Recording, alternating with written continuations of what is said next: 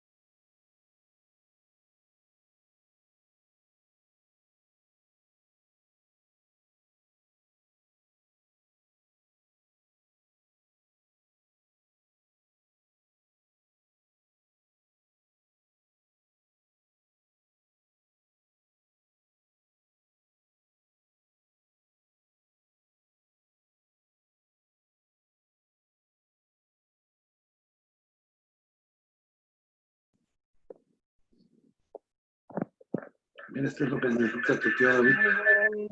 Buen día. Buenos días. ¿Cómo está, querido doctor? Bien.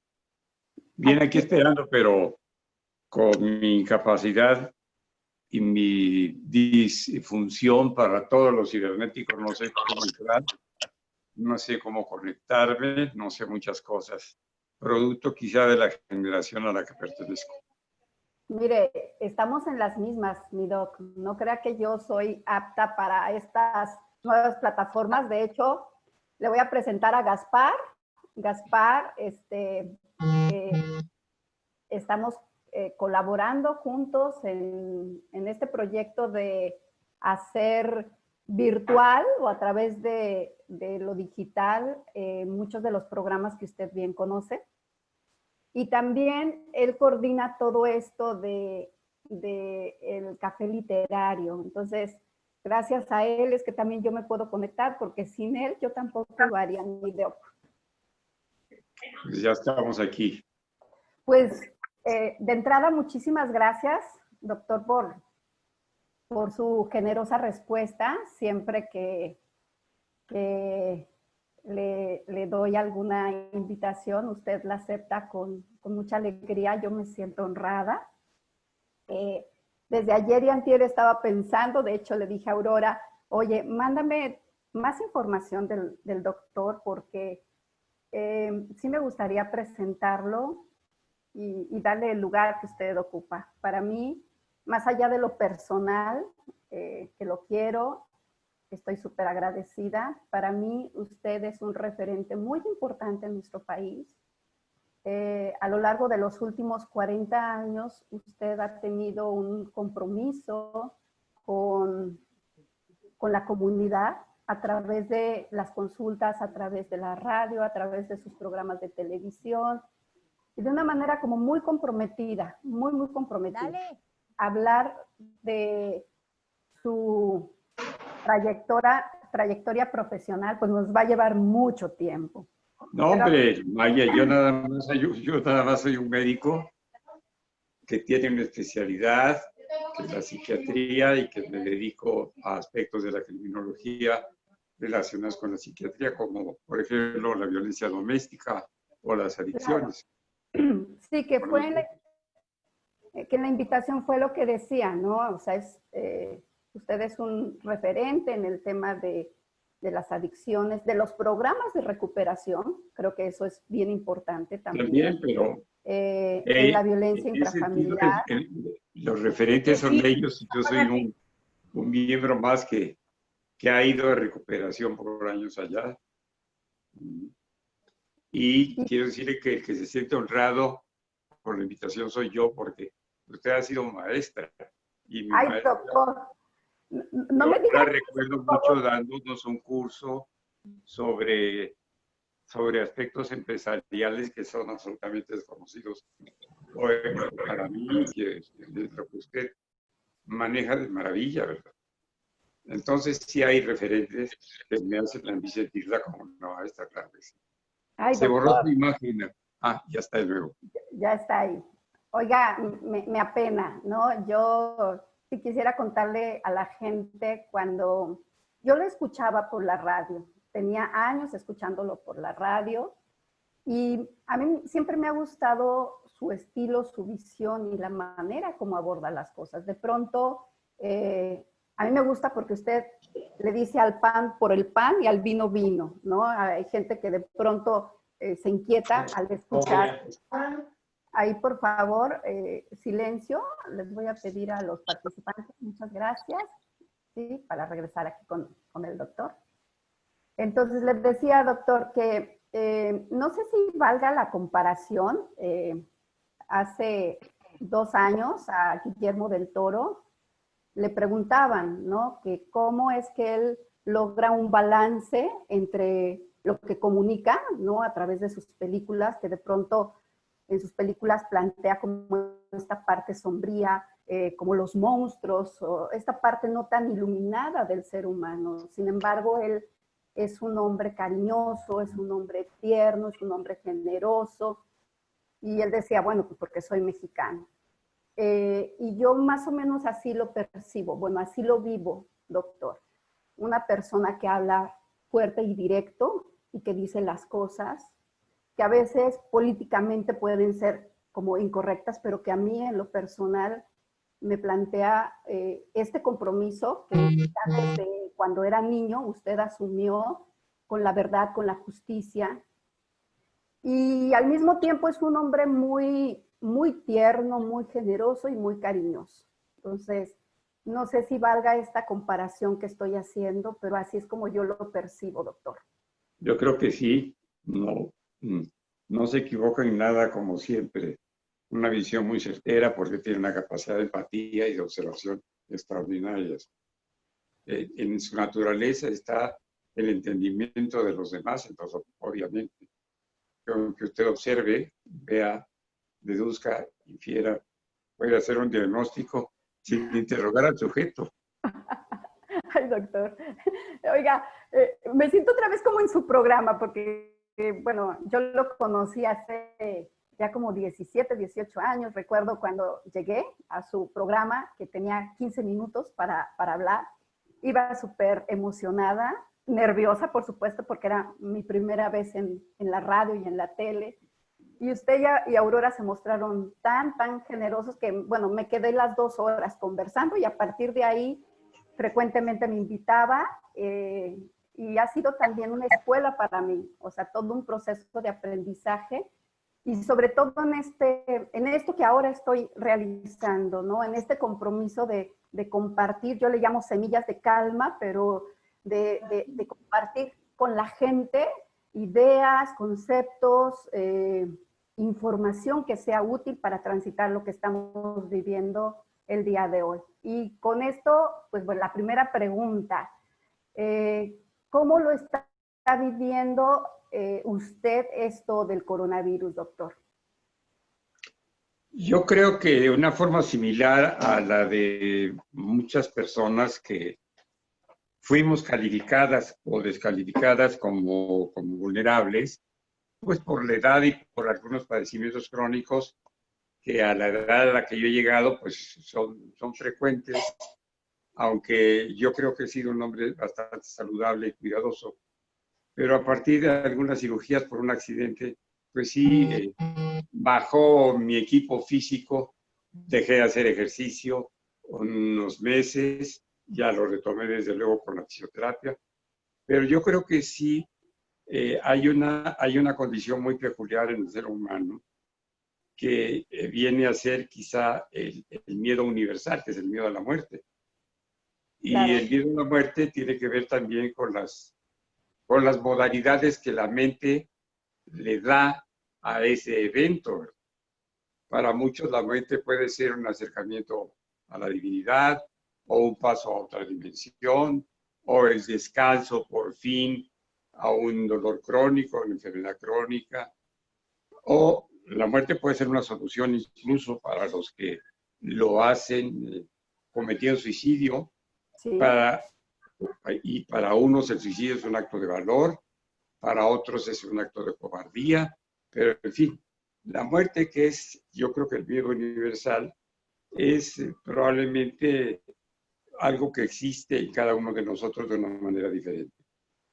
Y algo que modifica un poco el criterio o el concepto o la idea dentro de las fantasías que se le pueden ocurrir a una mente como la mía, de cómo morir. También me encantaría morir como murió mi mamá. Mi mamá se acostó a dormir una siesta y ya no se despertó. ay, qué Con lindo, qué lindo. ningún dolor, ninguna molestia, ninguna situación crítica, aunque crónicamente había ahí estado un poco mal. Iba a cumplir 90 años, ya no era una niña. Y en el caso de mi papá, que a pesar de haber tenido un cáncer que él ignoraba que tenía, se lo intentamos medio ocultar, pues 10 años vivió con el cáncer sin sentir molestias. Decía que le dolía la cadera porque se había caído alguna vez. Y pero siguió igual de pachanguero, igual de mujeriego, igual de todo. Y realmente murió, pues yo creo que bastante tranquilo, sin dolores, sin complicaciones, sin haber llegado nunca a una quimioterapia, ni nada. Fueron muertes relativamente tranquilas. Entonces, la fantasía es, híjole, yo quisiera morir así, pero cuando empieza la información del abordaje del enfermo con COVID que ya presentaba trastornos respiratorios, o los presenta, perdón, y el hecho del aislamiento al que es sometido el enfermo, sí me empezó a producir una especie de lo que yo llamaría como un estrés indirecto, ¿verdad? ¿Qué se sentirá? ¿Qué sentirá un enfermo que de repente es sustraído de su medio familiar, de su medio amoroso, de su medio y de su territorio? Se le lleva a un sitio donde se le aísla, como están haciendo los sitios del COVID, y permanece ahí, incluso sin poderse comunicar porque está entubado. Claro, Entonces, imaginar, sobre todo con una mente tan desviada como la mía, una situación así, no me gustó nadita, ¿no?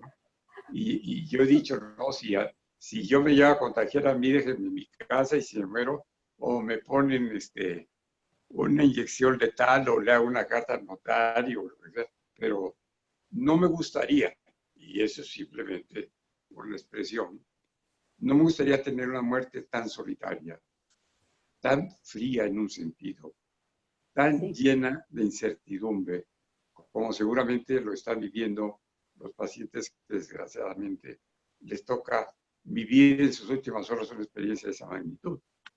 Y por otra parte, pues el duelo desde luego que experimenta la familia, a la que casi repentinamente le quitan a su ser querido, y no porque hayan fallecido, sino porque se lo llevan a una instancia, a una institución donde no lo pueden ver, donde no pueden estar en contacto con él, donde no se van a poder despedir.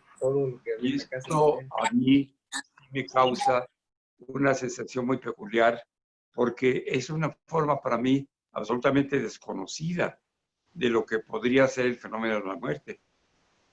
He tenido dentro de las experiencias médicas, podríamos decir, la fortuna de acompañar a pacientes mías, todas, debo decirlo yo, ancianas. No todos mis pacientes lo son, pero estas pacientes pude acompañarlas hasta el momento de lo que llaman poéticamente su último suspiro, ¿no? Personas muy queridas para mí, algunas con 30 y tantos años de ser mis pacientes, con una gran confianza y una gran familiaridad en todos los sentidos, después de haber escuchado la intimidad emocional y la intimidad familiar de estos personajes femeninos tan fuertes, tan llenos de vida, tan llenos de energía, a pesar de que la enfermedad crónica fue minando sus capacidades y sus cualidades, permanecieron siempre con los valores que siempre admiré en la mujer, una fortaleza inconcebible en un varón, un valor extraordinario, y pues al morir yo estuve con ellas en el último suspiro, entre comillas, y eso le daba una dimensión muy diferente al evento muerte, al evento fallecimiento, porque estaba ahí, Claro. tomado de la mano, alguna de ellas que quise muchísimo, una mujer brillante, preciosa de cuerpo y alma, la mujer, yo creo que en su tiempo más bella del estado de Michoacán, con muchas virtudes, murió ya de 83 años. Pero yo le estaba colocando el aparatito del oxímetro, porque me habían mandado llamar a su familia y era un domingo, y desafortunadamente, literalmente falleció en mis manos. Otra, incluso igual, con el mismo nombre, tocaya, entre comillas, de ella, que fue mi paciente de 38 años. También me manda a llamar su hijo un domingo, y estábamos desprovistos de mucho material para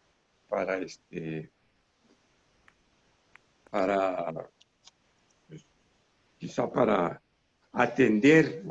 Sí. Y llego yo y la siento mal, muy confusa, hablando incoherencias e incongruencias, siendo una mujer brillante. Su hijo, que radicaba en Los Ángeles, estaba en ese momento aquí con ella. Por eso fuimos mi esposa y yo. La siento con la temperatura muy elevada y le tuve que pedir a mi esposa que se fuera al Sanborns, que estaba ahí cerca, a comprar termómetro, a comprar un barometro, todo porque no llevaba yo nada, no sabía qué estaba pasando cuando me llamaron. Solamente me dijo el hijo que estaba muy preocupado porque la había confusa. Cuando le tomo la temperatura tenía 41 grados de fiebre, mucha Altísima. confusión, y aparentemente en las últimas horas no había evacuado ni había orinado. Y entonces le digo a su hijo, vamos a llevarla al baño, necesitamos empezar a ver qué hacemos. La llevamos al baño, todavía ella se sostuvo de mis hombros y el hijo la llevaba por la espalda. La esperamos y al regresar, acostada en la cama, al acostarla convulsionó. Y ya perdió el conocimiento, ya ni siquiera había conciencia. Entonces, en ese momento yo supe que estaba frente a una hemorragia cerebral masiva, Sí. que ya no era, porque en una hemorragia cerebral, en un accidente vascular cerebral, uno de los signos y síntomas que pueden advertir es la temperatura muy alta, inclusive las alteraciones de la frecuencia cardíaca. Entonces le dije, mira, le dije al hijo, tu mamá acaba de tener seguramente una hemorragia cerebral masiva, porque no es una hemorragia cerebral mínima o un evento cerebral transitorio, como vi a mi madre en 2 o 3 ocasiones, ¿verdad? Se le pasaba en unas horas. Y entonces supuse, fundadamente, después lo comprobamos, que cuando yo llegué a verla ya había tenido un accidente vascular, pero todavía tenía cierta conciencia. Y ya al moverla de su recámara para llevarla al baño, se había quizá producido la otra hemorragia que ya fue definitivamente mortal. Estábamos a unos pasos del Hospital Ángeles y este chico quiso que trasladara más a su mamá, literalmente ya con muerte cerebral, para ver qué se podía hacer. Él estaba desesperado, es hijo único. Y llegamos y en urgencia le sugirieron una tomografía, que es lo que se debe hacer en los casos en los que se sospecha hemorragia cerebral, no una resonancia ni ningún otro estudio, sino una tomografía. y sí salieron notoriamente las diferencias entre las dos hemorragias, que abarcaban 3/4 partes del encéfalo. No había manera. Y entonces, que me la traiga, ¿tienes burro? uno de los cirujanos, de estos cirujanos comercializados que operan para ganar dinero y para que entre al hospital en el que trabaja una mayor cantidad de dinero, decidió operarla. Y yo le dije al hijo, oye, no tiene caso. Ya no tiene caso, por supuesto. No tiene caso que lo operen. Va a ser algo inútil, además de muy costoso. Eran gente que tenía recursos, pero de todos modos, esto va a ser muy costoso y tu mamá no va a salir de esto. Esto es definitivamente brutal. Es una hemorragia masiva. Pero él insistió que había que hacer, si había un 1% de oportunidades, había que tratar de salvarse. Así lo hicieron, lo operaron y obviamente murió a las pocas horas. Es decir, ya estaba muerta en realidad, con muerte de verdad, no la llevamos. Entonces hay diferencias entre una muerte a la que el médico está presente, participa, decide, comparte, sufre, siente con el paciente y con la familia, en una necesidad de contención del dolor, de contención de la eventualidad de la muerte, a la muerte que yo empecé a imaginar que están teniendo cientos de pacientes que llegan con un problema de COVID agudo, con el problema pulmonar severo, y que todavía no logran los médicos especificar si se trata de una trombosis masiva, si aparición de coágulos dentro del pulmón, o es una neumonía causada por la asociación del virus con bacterias, porque el virus solo no lo podría causar. Y esto también nos hace pensar por qué en algunos casos están recomendando antivirales o retrovirales y en otros casos están recomendando también antibióticos, y por qué no se generaliza el tratamiento, por qué no se ve lo que están haciendo en otros países, por qué no se abre la opinión de muchos médicos que tienen diversas experiencias, y eso hace que ese tipo de muerte sin contención, sin participación directa del médico, de la familia, pues haga que el paciente tenga un estrés mientras está consciente de una severidad brutal que siento y creo que se lo lleva también a la muerte. Claro. Afortunadamente, en muchos casos, la muerte en el COVID es muy rápida, no hay un periodo agónico severo. Algunos de estos pacientes además están entubados, se les trata de mantener la oxigenación, pero el solo hecho del aislamiento, la soledad, la ausencia de la contención familiar, la falta de afecto y seguramente la actitud comprensible y reconocible en todos los médicos que están atendiendo a estos pacientes, pues que seguramente ya no tienen la conciencia o la calidad de sentimientos necesaria por el agotamiento y el propio estrés, como para dedicar esa actitud amorosa, intensa, de entrega que se puede tener cuando el paciente se le está muriendo a uno, pero consciente de lo que está pasando. De lo que está pasando. Consciente de que el médico está a su lado hasta el último segundo. Entonces, yo sí creo que es un duelo diferente. Yo sí creo que es una manera de pensar o de sentir la muerte que no conocíamos ni los ciudadanos ni los médicos. Y eso es una de las cosas que así, en realidad a mí sí me preocupa y me ocupa y toco madera, ¿verdad? Porque desafortunadamente los que tenemos falta de fe, que somos agnósticos, pues no podemos recurrir como Oiga, Doc, ahí lo voy a interrumpir. Si alguien conozco con fe, es usted. Usted se dice agnóstico, pero de verdad usted cree en el ser humano. Y mire que lo que decía al inicio, después de escuchar, de ver y hasta de presenciar a los 9 años un acto criminal, usted tiene fe. De hecho, por eso creo que se dedica a lo que se dedica, ¿no? A acompañar a la gente, a trabajar con la gente. Y muchos de nosotros nos hemos sido beneficiados. Yo considero que usted tiene una agudeza, una sensibilidad también para el diagnóstico, pero no nada más en el diagnóstico, sino en el acompañamiento con las personas. Entonces, eso de fe, muchos podemos ser muy católicos o religiosos, y no necesariamente tenemos fe. Usted tiene, es un hombre de fe, yo se lo he dicho varias veces. Bueno, nosotros en los grupos de terapia tratamos de hacer una definición entre los que son creyentes y creen no solamente la filosofía religiosa, que es idéntica en todas en todos los casos, diversas regiones del país y diversas épocas y todo. Y desde que el monoteísmo privó sobre el politeísmo, sobre los muchos dioses, pues las grandes religiones del mundo son monoteístas y tienen una creencia en un poder superior, etc. Sin embargo, esa creencia también se debe a la creencia en mitos o en milagros o en el pensamiento mágico tan necesario para atenuar el miedo en los seres humanos.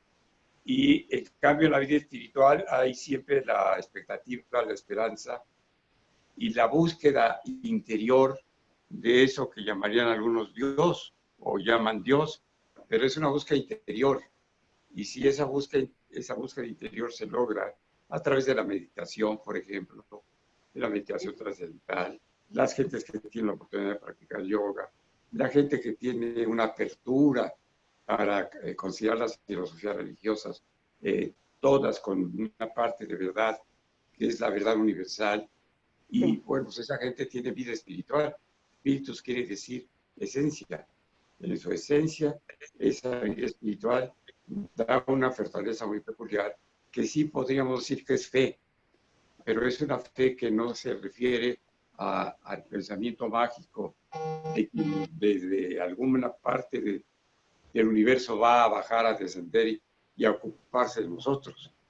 Y yo a veces digo de una manera grosera que Dios no tiene tiempo para ocuparse de negaditas. Sí. Digo por mí, ¿no?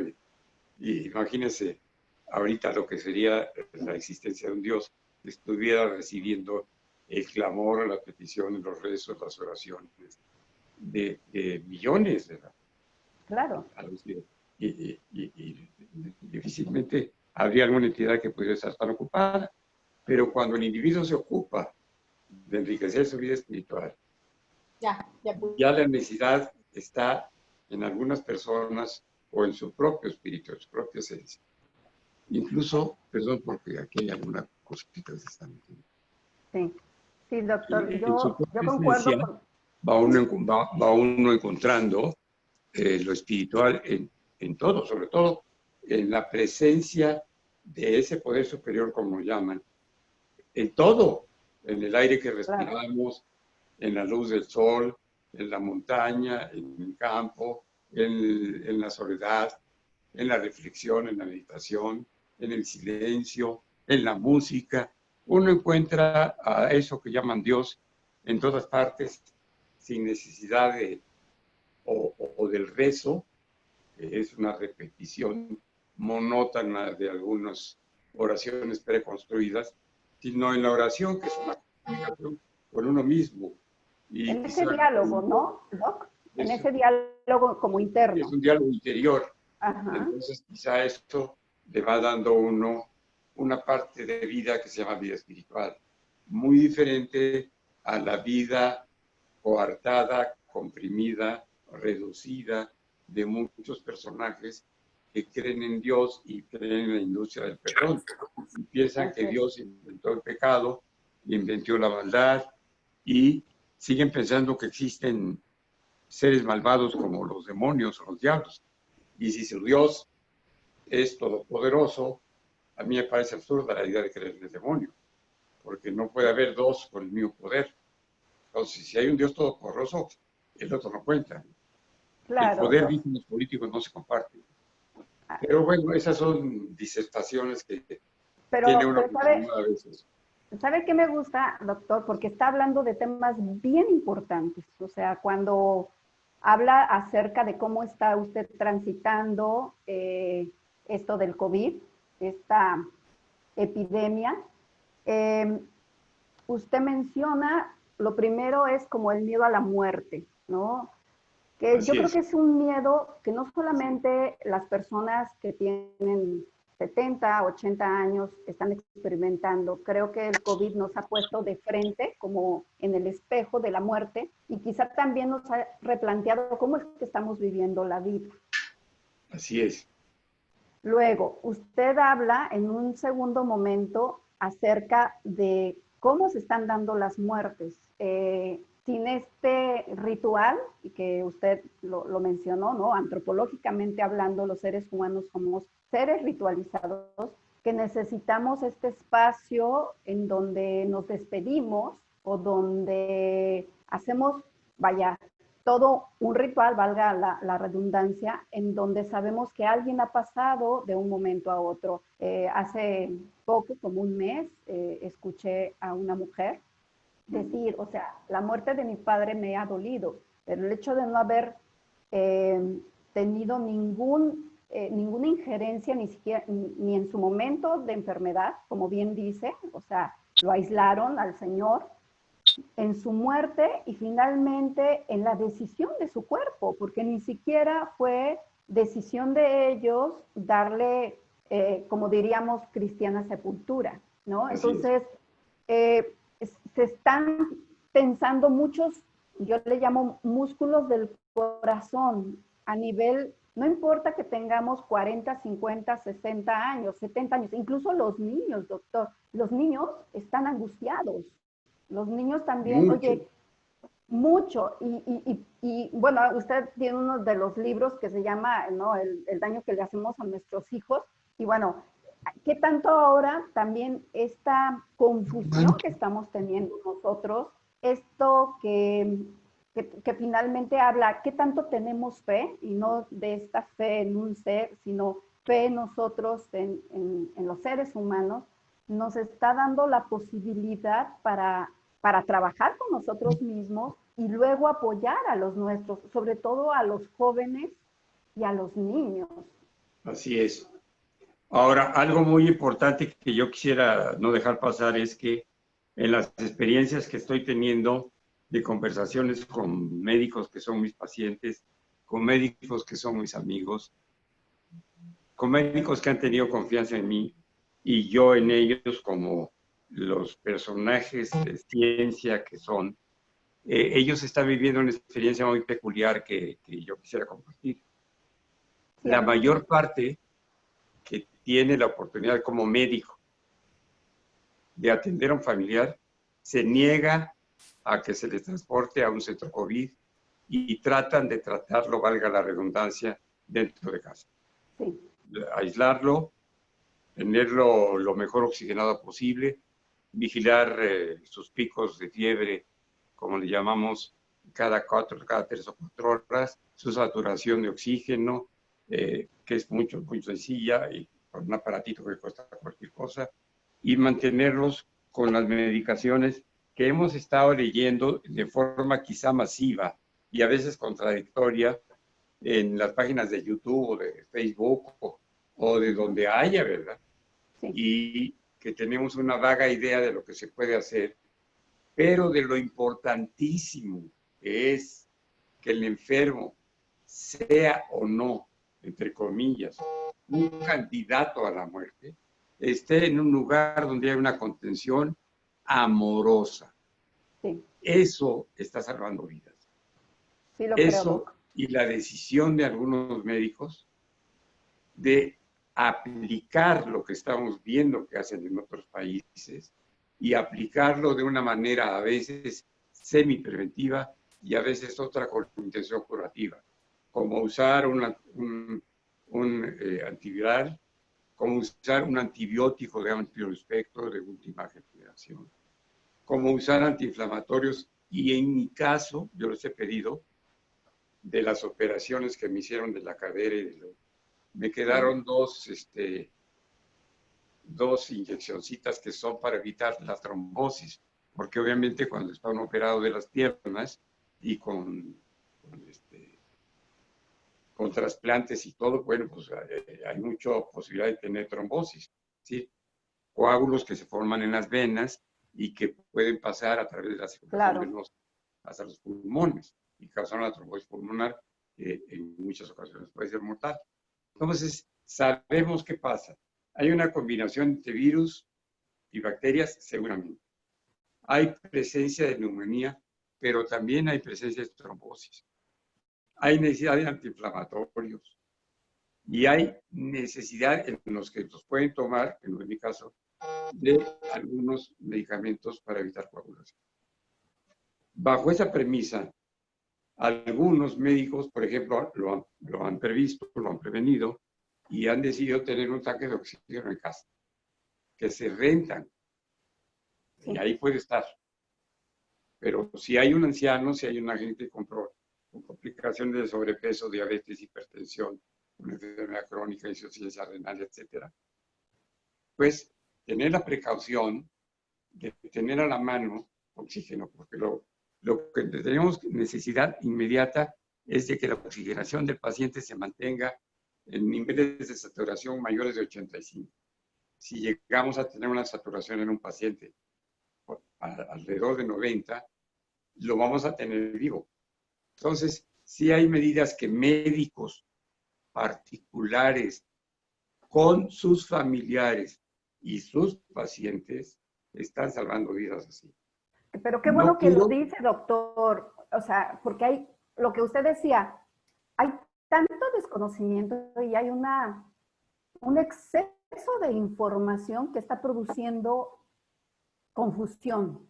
Confusión. Y la confusión lleva a la incertidumbre, y la incertidumbre al miedo. Sí. Es el miedo a lo desconocido. Claro. Y desafortunadamente llega a ser miedo pánico, que es el más severo de los miedos. Porque si fuera miedo nada más, el miedo tenemos los recursos para convertirlo en instinto de conservación. Claro. El miedo puesto al servicio de la vida. Nos protege. Sí, puesto al servicio de la vida. Se llama instinto de conservación. Pero el miedo pánico ya no, porque paraliza. Y al paralizar, no solamente paraliza físicamente muchas actitudes de huida o de ataque, sino que nos paraliza en el sistema inmunológico. Claro. Y va para abajo todo. Sí, por eso también aquí es muy importante distinguir entre la angustia, natural en estos casos, y la depresión, que puede y es a veces un agregado a la angustia. Que obviamente pues desprotege por completo la posibilidad de que nuestro equipo de reacción ante los agravios de la naturaleza o de los demás nos permitan defendernos. Nuestras suprarrenales terminan fallando. ¿Pero por qué? Porque en lugar de combatir el cortisol del estrés severo o combatir la adrenalina de la angustia excesiva, muchos están usando medicamentos que son para recapturar serotonina, que son antidepresivos. Sí. Y están equivocando a veces un tratamiento coadyuvante al tratamiento antiviral y antibacteriano. Entonces, sí, yo creo que vale la pena que de cada especialista que escuchamos todos los días, vayamos tomando un poquito, y tratar de hacer las cosas bien. Ayer, precisamente, difundía yo un pequeño video de un alpinista peruano, usted que conoce muy bien Perú. Y que saludos, lo están viendo desde Perú, desde España, de Argentina, de Chile, gente de toda Latinoamérica, mi doc. Bueno, pues yo sé que usted ha recorrido todos esos países dando cursos y que tiene un prestigio enorme en Sudamérica. Al doc. Lo tiene también aquí. Pero este alpinista, que debe ser un hombre de unos 60 años, por lo que sale comentando esto, empieza a relatar cómo varios de sus compañeros alpinistas, al rebasar la cumbre de montañas de más de 8,000 metros, llegan a la cumbre y tienen una sensación terrible de angustia y lo único que quieren es bajar y se mueren en la bajada. Entonces relató los casos de varios de ellos, ¿por qué es tanto el miedo y el estrés de la falta de oxigenación? Porque son alpinistas de veras que no llevan tanques de oxígeno, que tienen la condición físico-atlética que han adquirido de poder subir montañas de más de 8,000 metros sin oxígeno de repuesto. Entonces saben que están en un sitio donde la muerte está junto de ellos. Entonces tratan de descender rápidamente y eso les causa la muerte.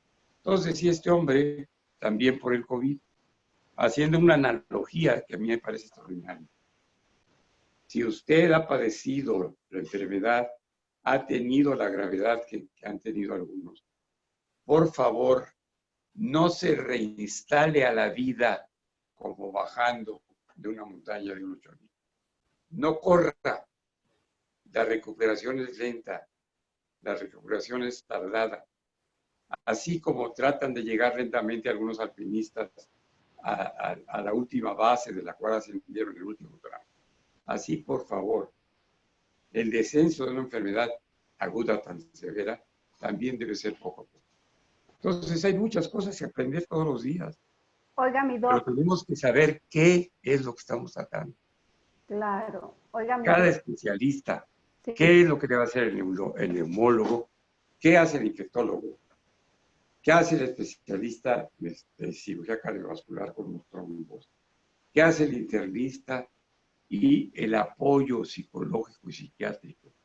Y yo hablaba el otro día, pero tuvimos una comunicación por el chat nada más, con una persona que es para mí una gente de una calidad humana y de una posibilidad afectiva y empática enorme, que es el maestro Juan Antonio Ferrer. Él es el director actual del INSABI y curiosamente su profesión original es arqueólogo, pero es un humanista. Y yo hice alguna solicitud conjuntamente con otra persona de ocupar el sitio de Los Pinos como un hospital COVID. No lo hicieron porque el costo era muy elevado, pero sí lo hicieron residencias, sobre todo la residencia Miguel Alemán, que es la parte más antigua de la residencia de Los Pinos, antes de que los pianistas la llenaran de cabañitas acogedoras para acoger, no para coger, así las cabañitas acogedoras, las oficinas. Ya lo extrañaba. Y entonces pusieron allá los médicos y yo le quería decir a Juan Antonio, mira, pero esos médicos que regresan de tratar COVID necesitan, por favor, al llegar, descansar, bañarse, cambiarse, dormir, pero necesitan una terapia. Necesitan expresar, necesitan hacer una catarsis, necesitan decir, tengo miedo, siento que me voy a contagiar, siento que me voy a morir, extraño a mi mujer, me tienen sin ver a mi familia. Necesitan terapia. Y creo que esa parte está siendo, si no olvidada, así, relegada un poco, porque para la poca fortuna de los especialistas de salud mental, la salud mental comunitaria ha tardado muchos años en reconocerse. Afortunadamente, de unos 20 años para acá, y gracias a los medios de comunicación, la gente ya sabe que los psiquiatras y los psicólogos somos terapeutas de gente sana que se siente mal. Es gente que ha tenido una vida funcional y que a través de algún evento, alguna circunstancia, alguna vivencia, algún duelo, alguna pérdida, se empiezan a sentir malestar. Y nosotros trabajamos básicamente con el malestar de esa persona, que valga la expresión y la aparente redundancia, que han perdido el bienestar y ahora están mal, pero que en esencia han sido funcionales casi toda la vida. Eso es lo que vemos en términos generales los terapeutas. Los psiquiatras en los hospitales y muchos psiquiatras en la consulta privada y algunos terapeutas psicólogos, obviamente vemos enfermos y vemos enfermos mentales con una enfermedad bioquímica o genética severa y tenemos que tratar de confinar o tener en custodia a un paciente que pone en peligro su propia vida. la de la familia o de la sociedad, que es el estado de peligro, como se llama en criminología. Pero la mayor parte de las veces vemos a gente sana que se siente mal. Ya lo entendió mucha gente, pero muchos o muchas de las autoridades de salud todavía no se percatan que quien está ahorita más necesitado del apoyo psiquiátrico y psicológico es el personal hospitalario, es el personal médico, es el personal de enfermería, son las chicas de intendencia, son los camilleros, son los de las ambulancias. ¿Por qué? Pues porque ellos están infinitamente más expuestos, aunque tengan la aparente fortaleza de que me dieron una mascarilla NK95 y ya con... No, necesitan el apoyo terapéutico y la posibilidad de expresar, tengo miedo, me muero de miedo, no me quiero morir, estoy viendo esto, esto y esto y esto y esto. No puedo estar con mi pareja porque me da miedo llegar a la casa y contagiar a mis hijos. No quiero llegar, no quiero estar, no quiero ver, no quiero escuchar, no quiero vivir. Ya no quiero ver ni siquiera el Facebook, porque cada vez que aparece alguna nota sobre esto, me pongo mal. Y no hay ese apoyo. Debe haber ahorita equipos de terapia formales para atender a los grupos de médicos que están viviendo en el hiperestrés, en el disestrés, y no solamente con una angustia excesiva.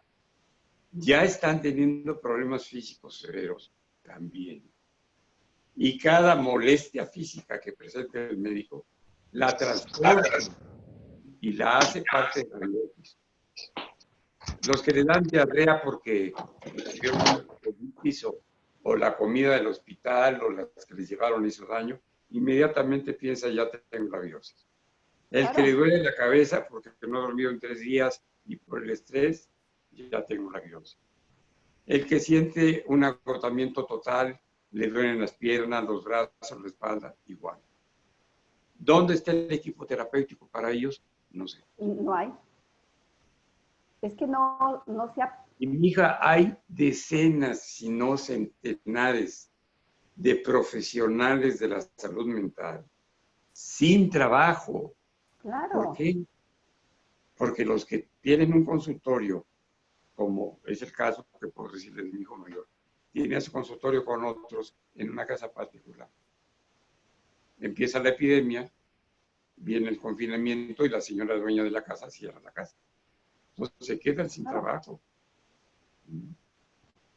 Y entonces, ¿qué es lo que sucede? Que ese personal de salud que podía ahorita estar siendo ocupado realmente para lo que está entrenado, está sin trabajo, está en la inopia, está padeciéndolo y está padeciendo también la familia. No solamente el confinamiento, sino el desempleo, y no tarda también en padecer hambre. Claro. Porque ya vendieron el cochecito que no se puede vender porque está viejito y ahora hasta los coches nuevos cuestan más baratos porque nadie está comprando. Así es. Tienen para vender su reloj de 2,000 pesos, se los van a comprar, los van a llevar al empeño. ¿Qué pueden hacer? Entonces, yo creo que esa parte de la salud mental comunitaria está siendo desperdiciada o mal usada por las instancias que podrían ahorita tener. Por ejemplo, acaba de salir una noticia de que van a cerrar algunos hospitales de ISSSTE para las personas con COVID. ¿Qué van a hacer los millones de burócratas en el país que tengan un paciente familiar o en lo personal que tengan algunos síntomas? ¿A dónde van? Si además están hablando de, mire, por ejemplo, aquí me están enseñando algo. Para el hospital del ISSSTE por COVID, tras muerte de enfermera, trabajadores revelan que hay un brote y no están protegidos.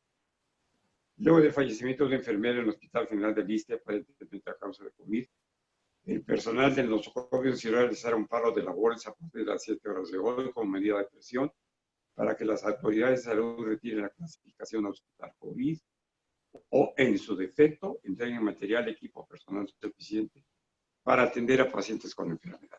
Esta es una sola nota, pero podemos leer Nada esto más, es una. todos los días.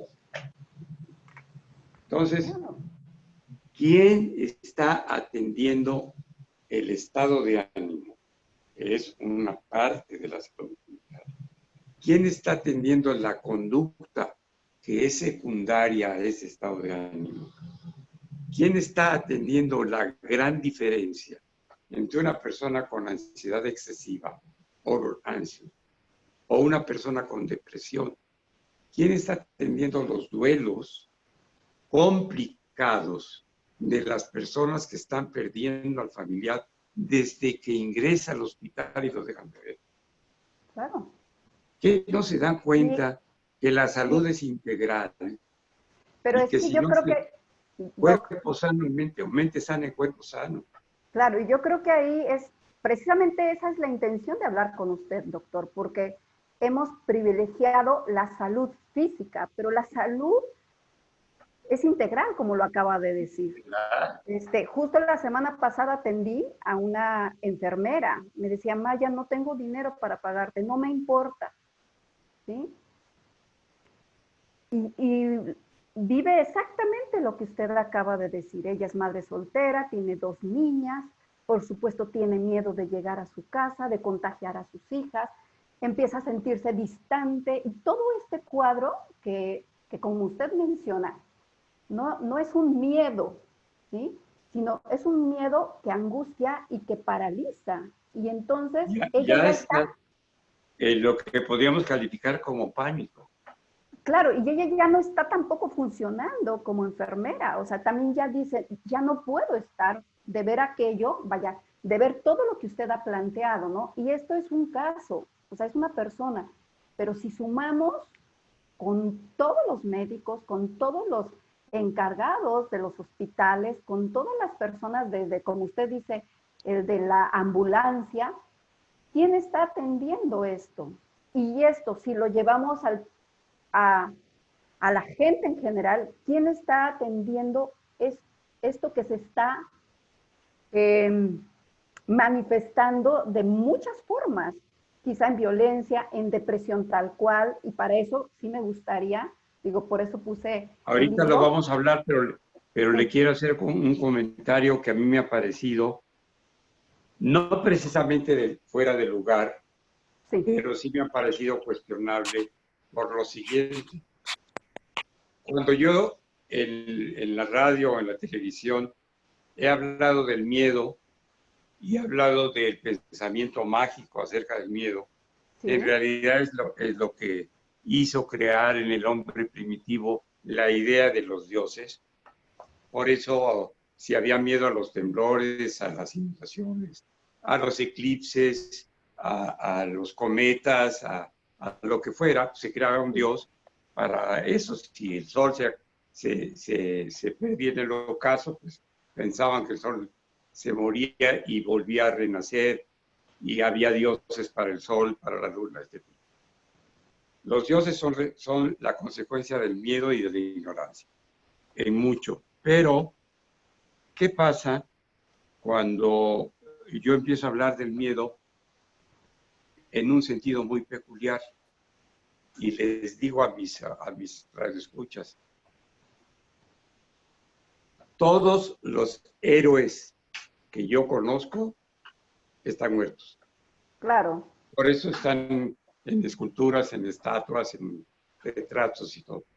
Y muchos de ellos cometieron, usaba yo el verbo cometer, cometieron un acto heroico, víctimas del miedo pánico. Y les pongo un ejemplo.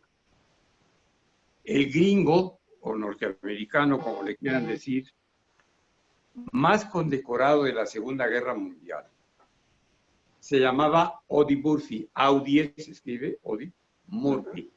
Audie Murphy. Era un hombre muy bajito. Lo dejaron entrar al ejército al final de la guerra pues de todos modos, los gringos entraron al final de la Segunda Guerra, no ganaron la guerra ellos, la ganaron los rusos, por supuesto.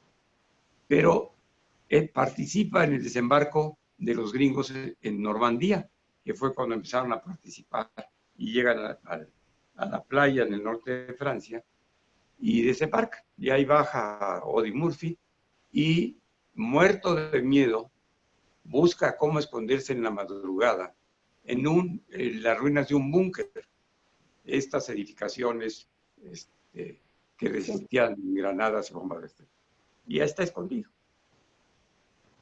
Empieza a salir el sol y en la claridad de la mañana ve que se acerca un grupo de alemanes, una patrulla.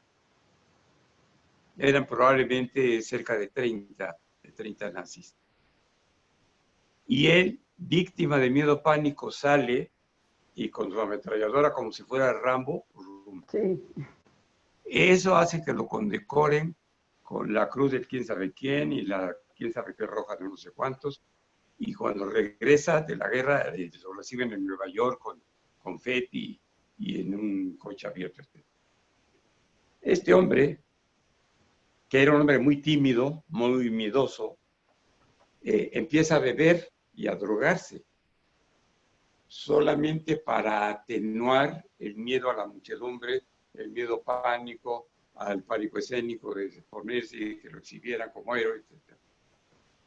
Y todavía le dan oportunidad de hacer 3 películas, una de su vida como soldado y hace 2 películas como vaquero. Y fallece de alcoholismo. A los pocos años, creo que tenía 2 años de haber regresado de la guerra.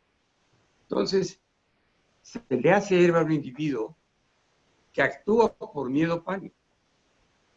Sí. Por ejemplo, cuando hablan de los niños héroes de Chapultepec, alguna vez presentamos un libro de una amiga mía cuyo padre era militar y había hecho un libro sobre esto, afirmando que solamente fueron 3 los llamados niños héroes, no fueron 5 ni 6.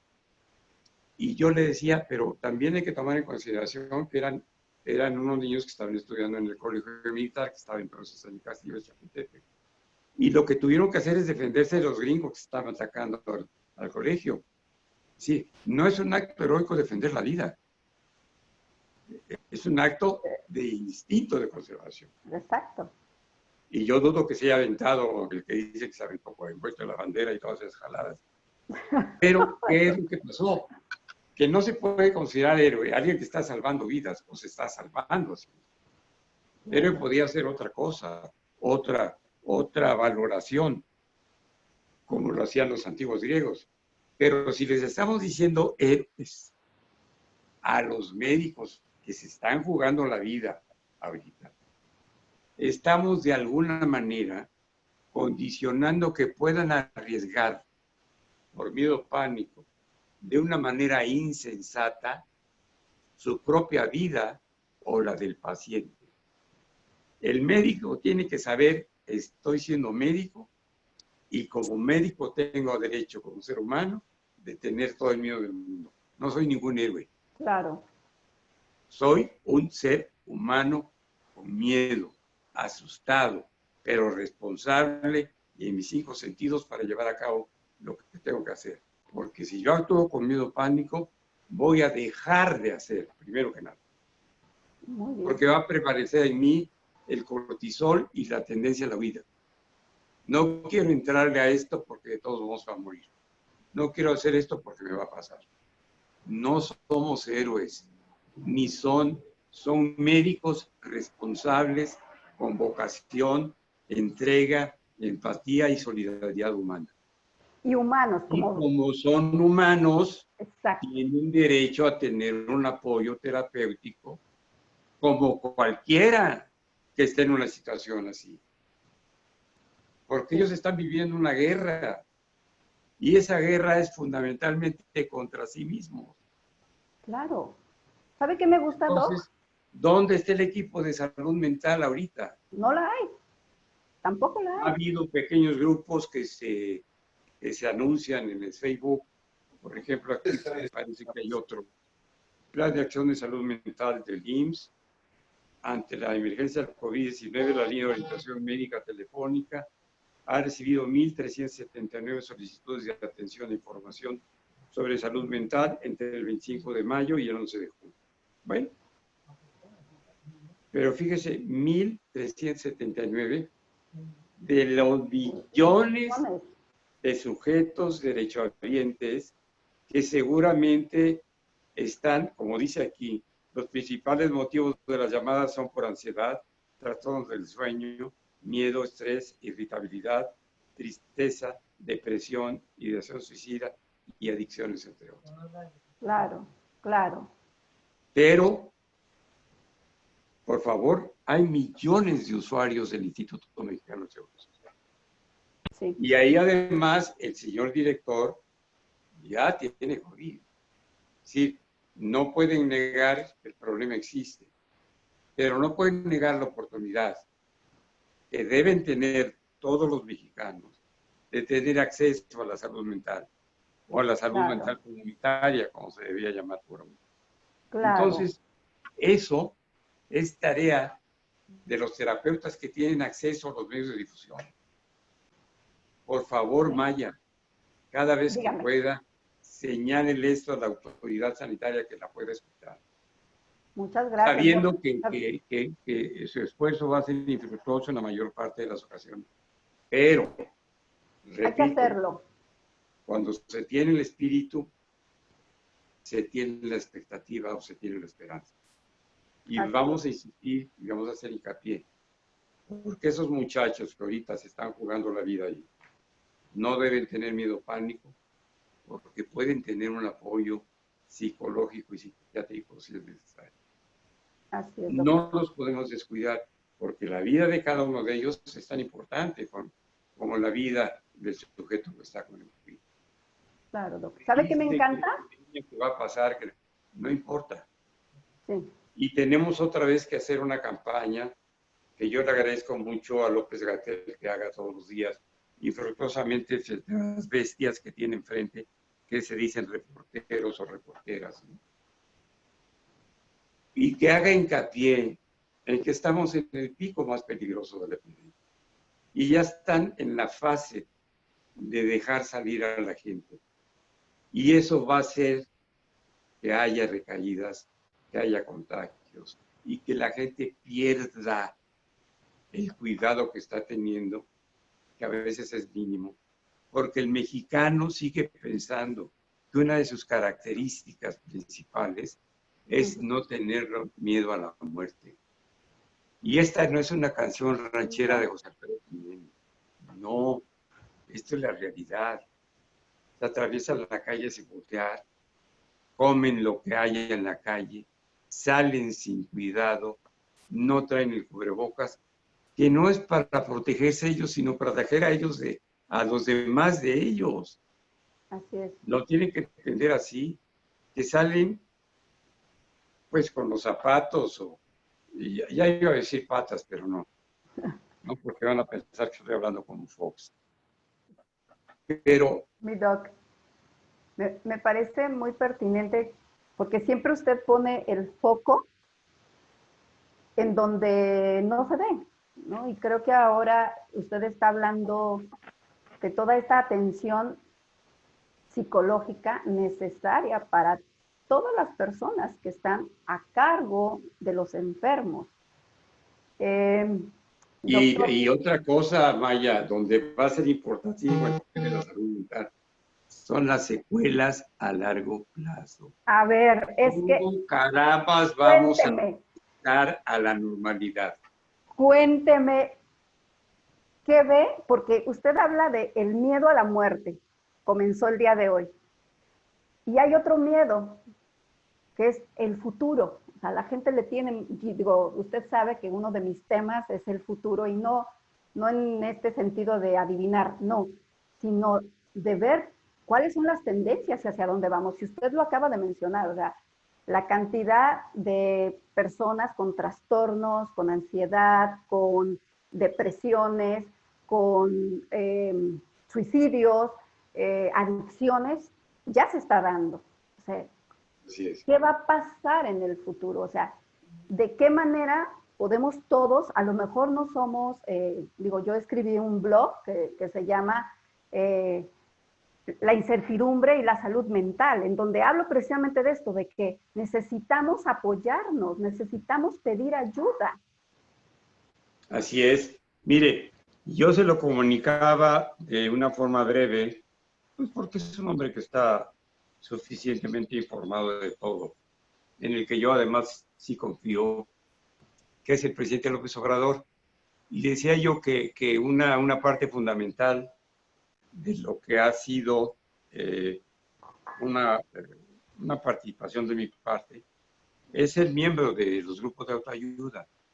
Y los grupos de autoayuda en los últimos 45 años, porque llevamos 45 años exactamente con los grupos 24 horas, pues han cubierto un espacio que la salud pública dejó descuidado terriblemente. Es un vacío. Y no solamente cuando hubo médicos ineptos como el porro universitario este que acaba de salir, ¿cómo se llama el Calvillo este? Bueno, no me acuerdo cómo, ahorita me acuerdo. O la Tongolele, este hijo del mejor pediatra de México, el doctor Frenk, y el Julio Frenk, que su hijito, pues le decíamos la Tongolele porque tenía su... que no hicieron absolutamente nada por la salud mental en México, pero lo entiendo. Uno era hijo de papi y el otro era un porro universitario, lamebotas de Juan Mamón de la Fuente. Pero el problema es que cuando Juanito Ramón de la Fuente, hijo de don Ramón de la Fuente y nieto de don Samuel Ramírez Moreno, que fue el mejor psiquiatra de su tiempo, y cuñado de Adrián Ramírez Moreno, y estudiante de la universidad, que mandan los papitos a Estados Unidos a estudiar al MENE, al Junior SETI, ¿verdad? Lo mandan a estudiar a Estados Unidos para que llegue aquí y lo hagan director de psicología y después director de la Facultad de Medicina y después rector de la universidad. Porque en el consejo universitario estaba papi y estaba mami.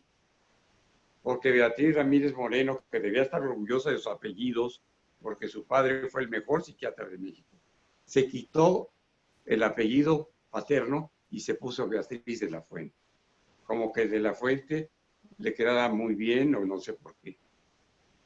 El señorcito manda a sus hijos incluso no estudiar a la CEU, cuando crecen, los mandan a Estados Unidos. Y el Junior Sete, cuando llega a ser secretario de Salubridad, lo único que hace por la salud mental pública en el país es ponerle el nombre de su papá al Instituto de Psiquiatría. Y además ponerle Instituto Nacional de Psiquiatría.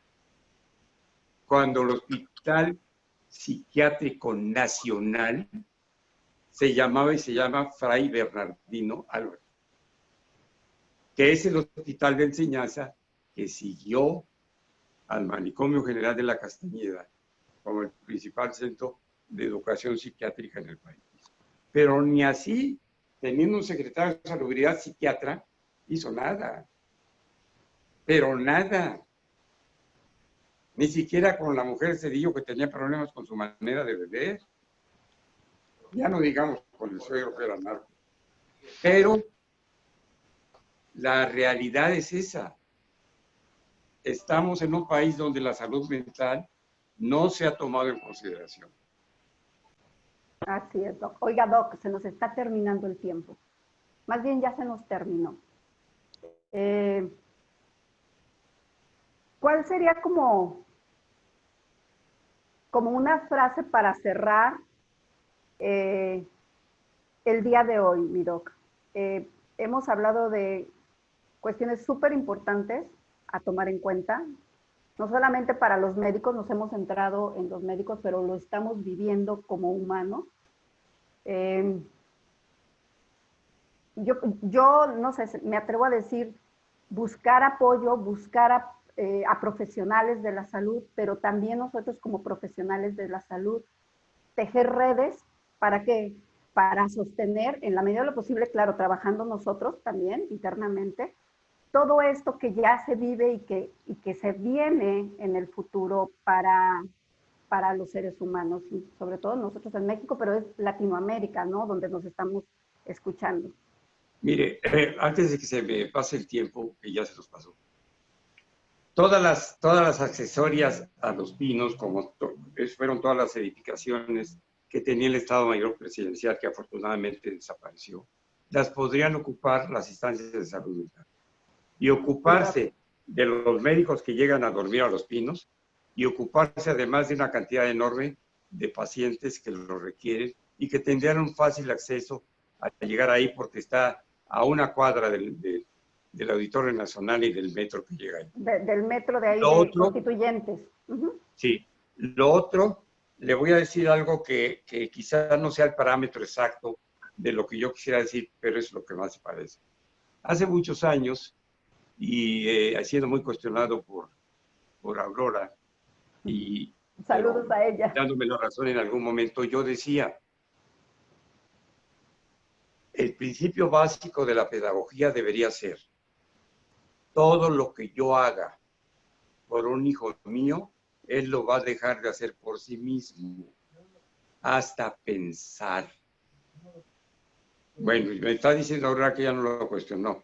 Lo que cuestiono es que yo no me lo aplico directamente con uno de mis hijos. A ver, Aurora, ¿está por ahí para saludarme? Es un principio elemental Montessori.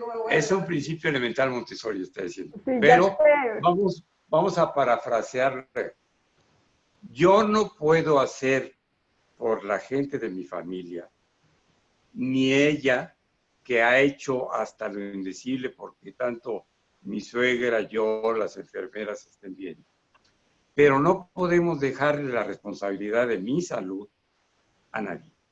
La tengo que asumir yo, me tengo que cuidar yo, tengo que ser responsable yo, tengo que respetarme yo, para que el día de mañana, si sobrevivo a esto, tenga la posibilidad de tener gratitud hacia la vida. Pero si yo, en lugar de eso, quiero que los demás estén bien y yo me voy a sacrificar y yo voy a hacer un héroe, no, ahí las cosas no salen.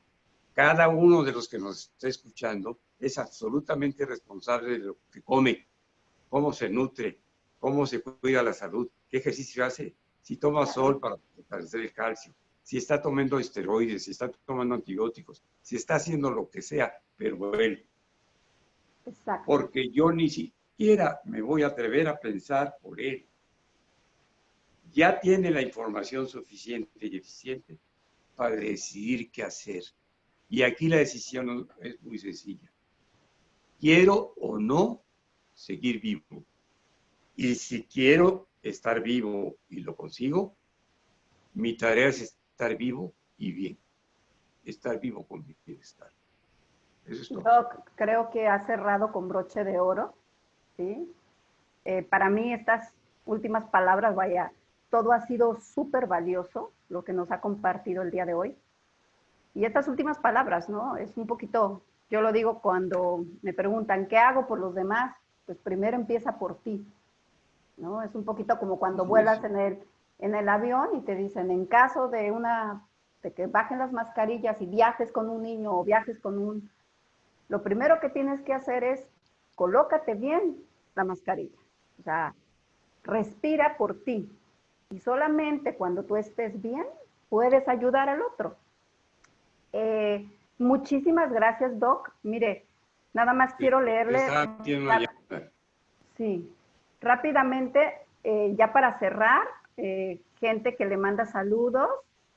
Dice, Doc, también en la Ibero están ofreciendo servicio psicológico gratuito. Bueno. Sí, ella es una exalumna mía, Laurita, muchas gracias. Gente de España. Y se acuerden que los jesuitas fueron grandes educadores y mostraron mucho de lo que se puede hacer cuando se usa el espíritu para beneficiar a los demás. Así es, Doc. Digo, yo pues me formé en una escuela también jesuita y sí. Gente que habla de sus libros, de que haya leído sus libros, ¿sí? Saludos, es excelente. Felicidades, doctor. Buenos días, le saludan de muchas partes. De verdad, la gente está muy agradecida con lo que hoy nos ha compartido. Agradezco sus consejos, en fin. Mi doc, pues yo nada más me toca decirle gracias. De verdad, muchísimas gracias por todo lo que nos ha compartido, por lo que nos deja también como para reflexionar y bueno, pues a trabajar primero con uno mismo, responsabilizándose, ¿no? De su salud. Vaya, en este caso, yo de mi salud, de mi bienestar. Yo me conozco, yo me cuido, yo soy responsable, yo me respeto, tengo gratitud. Ese es el amor adulto, según Fromm. Así es. Mi doc, ¿qué le puedo decir? Gracias, gracias, gracias. Al contrario. Lo quiero mucho. Gracias doy yo al público y a usted por la confianza que han tenido en estas palabras mal dichas y a veces majaderas de este señor, que en realidad de veras, soy un señor que yo creo que hasta mis nietos saben que soy muy barco. Ay, sí, doc, usted es súper cariñoso, súper amoroso, yo lo sé, ¿no? Y sí extraño ya ir ahí, caminar un poco por Coyoacán, que es una zona muy linda acá en la Ciudad de México, ahí conversar y siempre aprendo, de verdad. Usted tiene un lugar muy importante en mi corazón, lo sabe, doctor. Muchas gracias, igual. Sí, totalmente correspondido. Lo sé. Saludos, Aurorita. Abrazo. Y bueno, la intención ya es invitar a la gente para dentro de una semana a estas semillas de calma, doctor. Sí, gracias. Bonito domingo. Chao para todos.